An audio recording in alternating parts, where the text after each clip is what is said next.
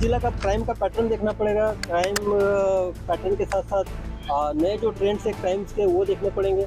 तो जो मेन जिला का काम जो crime control and law and order का है वो एसपी के जिम्मे रहता है। तो मेरी यहाँ पे ये भूमिका रहेगी कि मैं एसपी के साथ खड़ा दिखूँ। यहाँ पे तो हर कोई पुलिस वाला वो अपना ड्यूटी निभाता है, अपना कर्तव्य करता है। तो स्नैकर से रिलेटेड जो भी क्रिमिनल्स है, स्नैक लेके जो भी ड्रग्स का आदि का सेवन करके करते हैं, उनको तो सेंस ही नहीं है कि सामने वाले पे करना, वो तो अपना ये कर देता। नमस्कार, आप देखना शुरू कर चुके हैं लाइव सिटीज को। मेरा नाम अभिषेक है। पूर्णिया रेंज के आईजी के रूप में शिवदीप लांडे, तेज तरार आईपीएस अधिकारी शिवदीप लांडे ने आज प्रभार ले लिया है। इस दौरान उन्होंने कई बड़ी बातें कही हैं। उन्होंने साफ साफ कहा कि क्राइम के पैटर्न को समझूंगा, क्योंकि हर जिले का अलग अलग क्राइम पैटर्न है। ऐसे में उसको समझूंगा, उसके बाद एक्शन लिया जाएगा, कार्रवाइयाँ होंगी और बॉर्डर इलाकों पर विशेष नज़र रहेगी।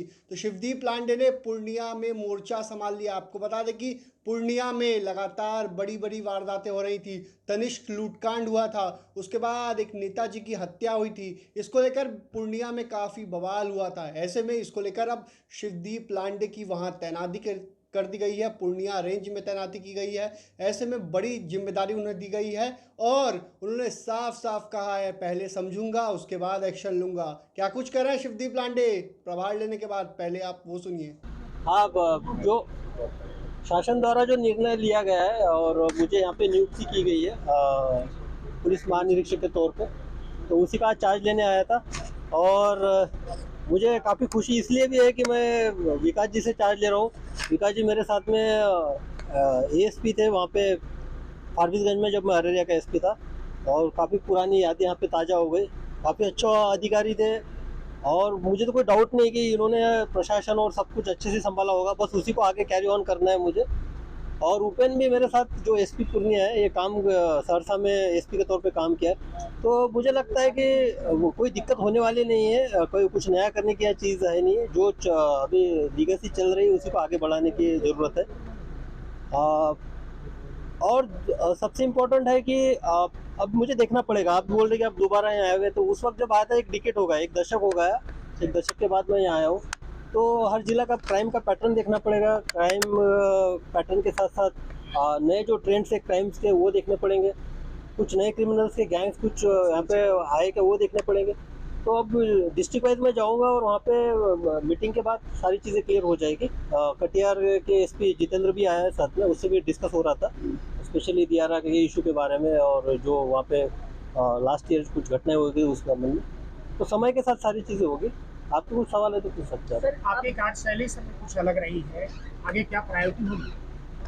नहीं, मैं हमेशा जो संस्था होती है हमारी, एक संस्था का जो एक पिरामिड होता है, हायरार्की जो होती है, उसमें बिलीव करता हूँ। और एसपी की जो एक है, पुलिस अधीक्षक एक संस्था है, एसडीपीओ भी एक संस्था है, थाना का जो थानेदार होता है वो भी एक संस्था है। तो हमेशा मेरा फोकस रहा है कि उस संस्था को स्ट्रेंथन करना, उसको ताकत देना। तो जो मेन जिला का काम जो crime control and law and order का है वो एसपी के जिम्मे रहता है। तो मेरी यहाँ पे ये भूमिका रहेगी कि मैं एसपी के साथ खड़ा दिखूँ, उनको गाइडेंस दूँ और एक अभिभावक की तरह उसको जो दिशा निर्देश है उसके अकॉर्डिंग उसको समय समय पे अवगत कराऊँ। और कुछ ऐसा इशू होता है कि जो इंटर स्टेट या इंटर डिस्ट्रिक्ट से रिलेटेड है, तो उसमें कोऑर्डिनेशन के तौर पे काम करूँ। ये इंटरनेशनल बॉर्डर भी है दुनिया के अंदर, नहीं, मैं अररिया में एसपी के तौर पे था। तो मुझे काफ़ी अच्छा एक्सपीरियंस है और सहरसा में भी मैं डीआईजी के तौर पे काम किया था, तब भी सुपौल बॉर्डर का था। तो मेरे लिए नेपाल, अभी भी मैं जहाँ से आया हूँ मुजफ्फरपुर से, वहाँ पे सीतामढ़ी का बॉर्डर था, 95 किलोमीटर था। तो मेरे लिए नई बात नहीं है, लेकिन अभी देखना पड़ेगा कि बहुत सारे जो टाइम एंड जो समय के साथ बहुत सारे बदलाव हुए हैं, तो उसको भी देखते हैं यहाँ पे। सर, आखिरी सवाल है कि आप जहाँ भी रहे, अपराध और अपराधी दोनों आपका नाम सुनते ही खतर कांपते थे, वो एक्शन मोड दिखाई देगा यहाँ पे? नहीं, एक्शन मोड वगैरह नहीं होता है। हर कोई अपना फर्ज निभाता है। फर्ज निभाने का आप लोगों का वो तरीका है कि आप उसको कैसे लेते हैं। तो बस ये आप लोगों की छवि गढ़ने का एक तरीका होता है। बाकी तो हर कोई पुलिस वाला वो अपना ड्यूटी निभाता है, अपना कर्तव्य करता है, उसमें कोई नहीं। छोटे छोटे बच्चे स्क्रैप के शिकार हो रहे हैं। हाँ, ये काफ़ी अच्छा सवाल आपने पूछा है। मैं मुंबई में डेपुटेशन पे गया था, तो एंटी नार्कोटिक सेल का इंचार्ज था वहाँ पे। बाद में एटीएस में भी मैंने काम किया वहाँ पे। तो ड्रग का वहाँ पे सीनियरों कुछ डिफरेंट था।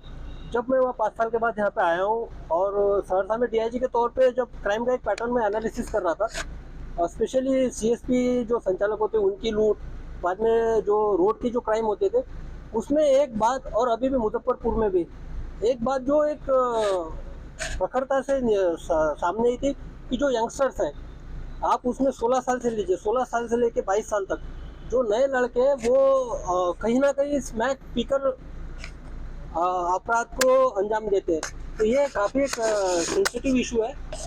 और इसका और एक दूसरा पहलू ये भी है कि जो क्रिमिनल को जिन्होंने क्राइम किया है स्मैक के नशे में, जब उनका हमने इंट्रोगेशन किया और इंट्रोगेशन के बाद उनसे डिटेल में जब इंट्रोगेशन के बाद बात करने के बाद जब नशा उनका उतरता है तो उनको भी पता नहीं होता कि उन्होंने क्या किया है।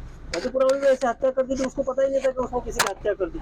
तो ये भी एक डेंजरस चीज़ है, क्योंकि पहले का जो क्राइम होता था वो एक उसके पीछे मोटिव पता रहता था उस क्रिमिनल को। मुझे अगर मैं गोली चला रहा हूँ तो इसका क्या होने वाला है, सामने वालों को एहसास होता था कि इसकी जान जा सकती है। लेकिन स्मैकियर से रिलेटेड जो भी क्रिमिनल्स है, स्मैक लेके जो भी ड्रग का आदि का सेवन करके करते हैं, उनको तो सेंस ही नहीं है कि सामने वाले पे करना, वो तो अपना ये कर देता। इसलिए ये और डेंजरस है हमारे लिए, और हमारे लिए इसके सतर्कता के पूर्वक इसमें काम करना चाहिए। तो आपने सुना कि शिवदीप लांडे ने क्या कुछ कहा। शिवदीप लांडे ने साफ साफ कहा है हर जिले का अलग अलग क्राइम पैटर्न होता है, लेकिन मुझे बॉर्डर इलाके का अनुभव है, क्योंकि मुजफ्फरपुर से सीतामढ़ी से सटा नेपाल बॉर्डर रहा है, करीब 90 किलोमीटर के बॉर्डर है, और इधर भी वही चीज़ है। तो समझना पड़ेगा किस तरीके से बॉर्डर इलाके में क्या पैटर्न पर क्राइम होता है, और जो नए लड़के आ रहे हैं स्मैक करके जो क्राइम कर रहे हैं उसको लेकर भी बड़ी चुनौती होगी उनके सामने। तो बने रहिए लाइव सिटीज़ के साथ, हमारे यूट्यूब चैनल को सब्सक्राइब करिए, फेसबुक पेज को लाइक करिए।